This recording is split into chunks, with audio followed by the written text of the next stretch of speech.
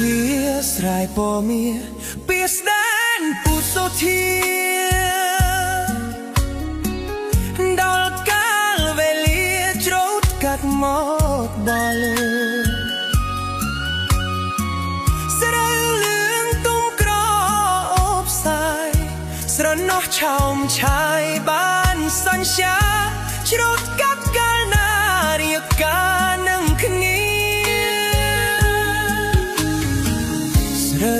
ទុំក្នុងស្រែថាមាសមេអូនទៅកាត់ទេនៅឯភ្នំពេញអូនទៅធ្វើការមួយគ្រាពងងារសន្យាថាវិលវិញបេះដូងទុនទិញចាំតែផ្លូវអូនស្រីភ្លេចសំដីហើយទេប្រឡឹងមិនដេចស្ងាត់បាត់ឈើដំណឹងនួលល្អ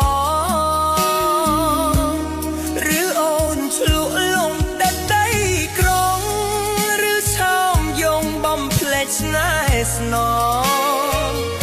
ឬបើមាសបងភ្លេងស្រែ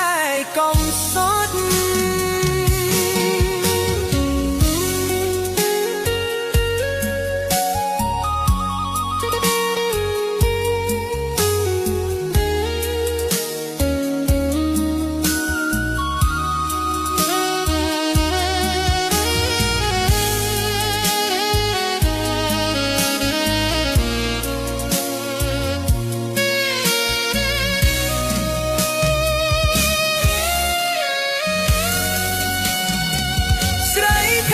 សំដីហើយទេប្រឡឹង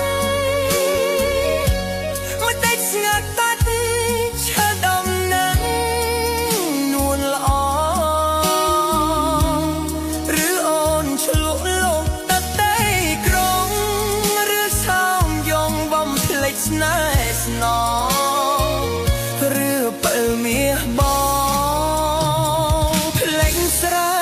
កំសត់ចាស់ឈប់ប្រើលេខថ្មីក៏បដូរអូនឈប់អាសូរអូនឈប់អាឡ័យមិនស្រដោស្រូវចាំស្រីដល់ខែបែរត្រូវ